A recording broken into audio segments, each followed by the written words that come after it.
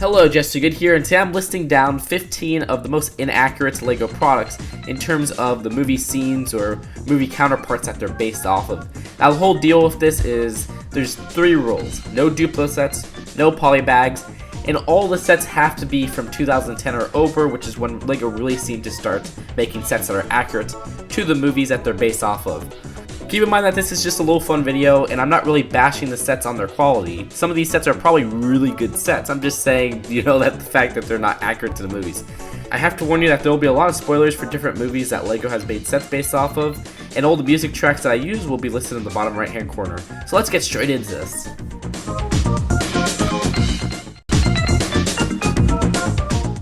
Starting off the list is probably one of the most famous examples of inaccuracy in the LEGO world, and it's the Iron Man vs. the Mandarin, the Ultimate Showdown set from Iron Man 3 in 2013.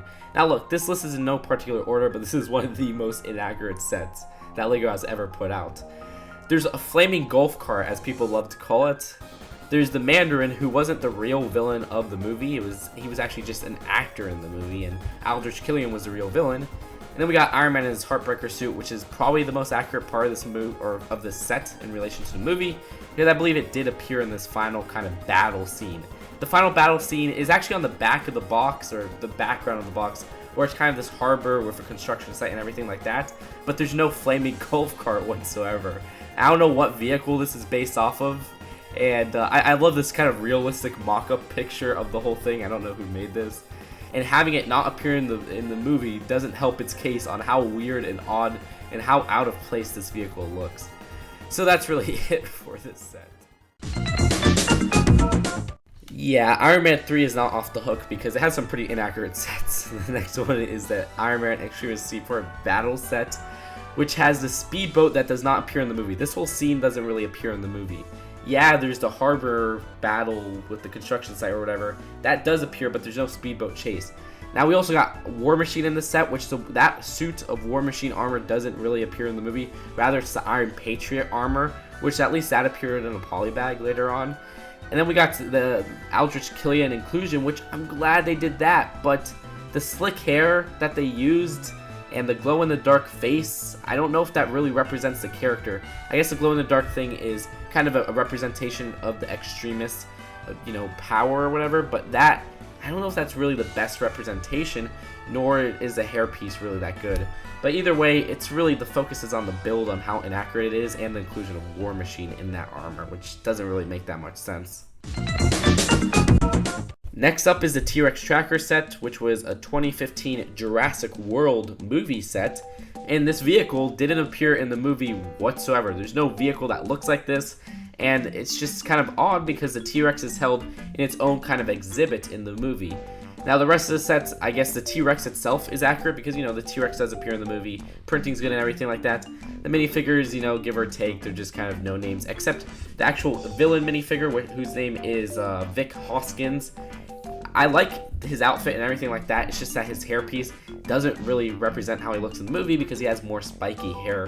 They actually made a perfect hairpiece for him, which was introduced later in the year. The Doctor's hair and Peter Venkman's hair. That hairpiece would have been perfect for him. But either way, this set is just really not accurate at all. And we got another Jurassic World set as number 4, and that is the Dilophosaurus Ambush set from 2015, and that was $30. This 4x4 that appears in this set does not appear in the movie. Now, what does appear in the movie is the classic Jurassic Park 4x4, and it's kind of odd that they didn't include that in the set instead of this 4x4 right here. I think the set itself is a great set, don't get me wrong. It's just very inaccurate on their vehicle choice. And then their dinosaur choice doesn't appear in the movie except for a hologram, which has some really different colors from the actual LEGO figure. Oh, and that gyrosphere seats 2 people in the movie instead of 1, but that's really understandable why they did that, because of, I guess, mold limitations.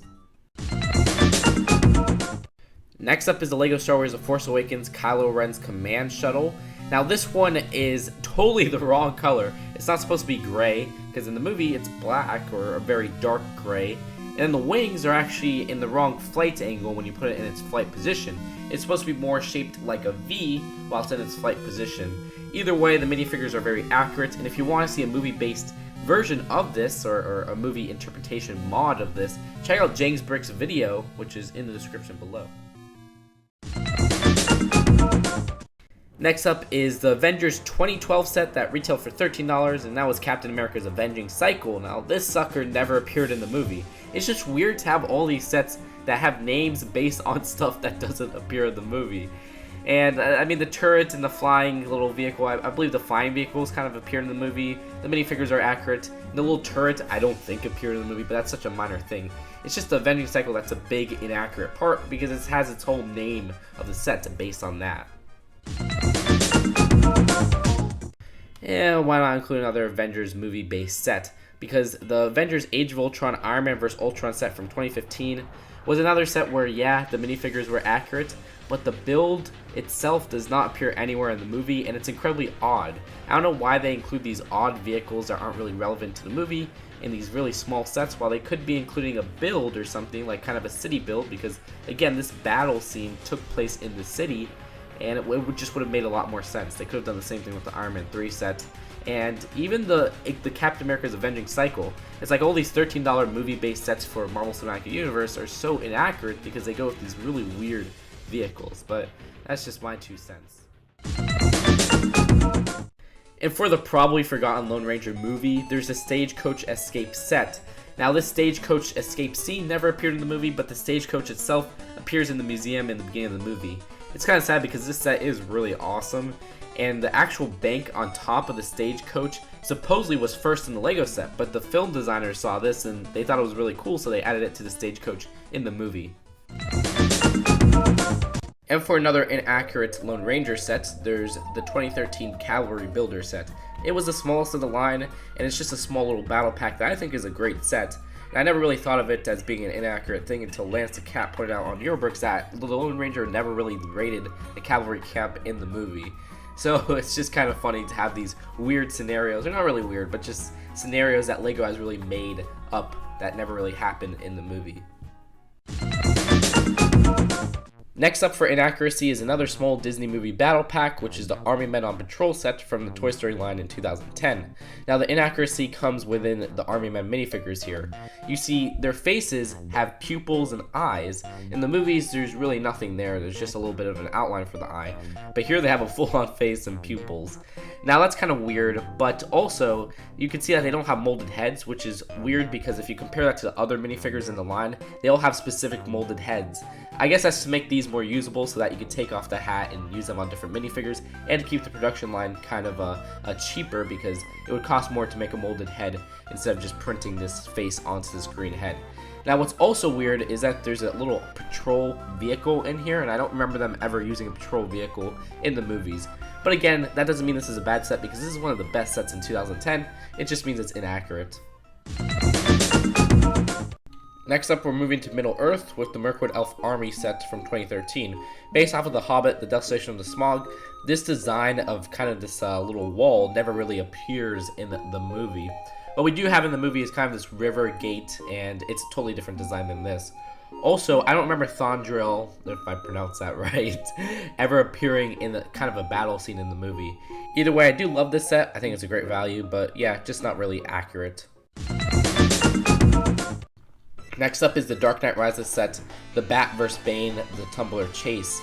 Now, this was released half a year after the movie came out, but it still managed to be extremely inaccurate. But I guess they wanted to make it more kid-friendly, because first off, look at Bane's tumbler.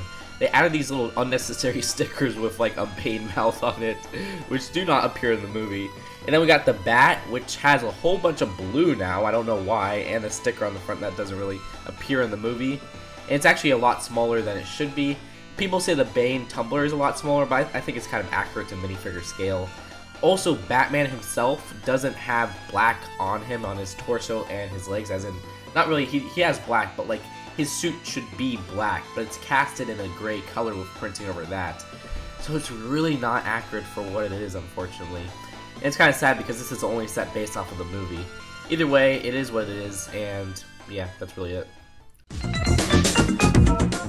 So we're moving back to Marvel Cinematic Universe with this next entry, and it's the Ant-Man set. Now the inaccuracy here is actually really good that they made it inaccurate, because the final battle in the movie is kind of based on this Thomas the Tank Engine railway set, and they couldn't do that because they don't have that license anymore, so they made this scene, or the scene of the set, based off of a little Lego brick kind of play area.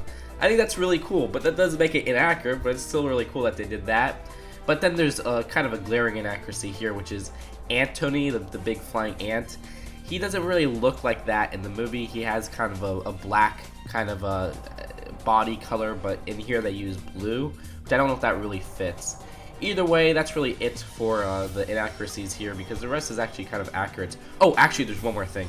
Hank Pym doesn't really appear in that suit in the movie or in the scene whatsoever, but they just included him in because it's another minifigure you can include. And for these last two entries, I'm just going to name two lines where they had a whole bunch of inaccurate minifigures to what they were based off of. And the first one will be the Avengers 2012 line, which, oh my gosh, Hawkeye looks nothing like Hawkeye does in the movie. He has this medium nougat hair that's kind of slicked. That does not fit him whatsoever, and it just looks so off. Also, I guess to a lesser extent, his face doesn't really capture the face of the actor in the movie. And then we got Loki, who his scepter is really odd because it has a psi in it instead of a blue crystal. That doesn't really fit. And Black Widow looks terrible. I mean, Scarlett Johansson is this really beautiful girl, and they couldn't even capture that in Lego form. They used the wrong hair, which she doesn't wear that type of hair in the movie, and her face looks incredibly awful. They added these extra lines that were totally unnecessary, which add like cheekbones or something like that. Also, Hulk is not this really kind of lime color that they give him in these sets. And honestly, I'm still kind of ticked off that they still do this, but Thor does not have that color hair. It's more of a, I guess you can see the color on his face. That's more of the color of hair that he has. And then he doesn't really have that hairstyle that they keep using. There's better hairstyles for that, like the one they used for Qui-Gon Jinn or for Emma in the Friends line, which I think just fits so much better. Alright, so our last entry is the only TV show entry on the list, and it's one that I've been kind of wanting to talk about for a while, and those are the LEGO Star Wars Rebels minifigures.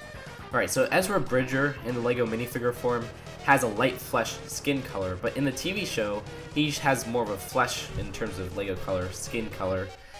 And then his hairpiece in the LEGO minifigure form is black, but in the TV show it's a dark purple or even kind of a mix of blue to it. So that really doesn't accurately portray how the character looks in the show. Sabine Wren is really no better because she also has a light flesh in minifigure form, but in the TV show, again, it should probably be a flesh color in terms of LEGO colors. And then Kanan Jarrus, he has a flesh color in the minifigure, which that's perfect, fits his skin color perfectly, but the initial release, they actually got his hair color wrong. They put black for his hair color and for his goatee. But weirdly enough, he was the only one they fixed for accuracy, because later down the line, actually later down the production line of the first set he was in, the Ghost, they fixed it and they changed his hair color to the right color, which was brown for his hairpiece and for his goatee. So I'm glad they at least fixed him, but why don't they fix the other ones, especially considering they're releasing new Rebel sets each year. So that's it for this list. Hope you guys enjoyed it. Really, like I said, it's lighthearted, I guess, except for the last one, the Rebels one, because that one really ticks me off. Another thing that's kind of inaccurate to me is the Han Solo minifigure. It's time for a new hairpiece, LEGO, please. I know you'll have to re-release the Carbonite Freeze mold, but still, please make a new hairpiece for him.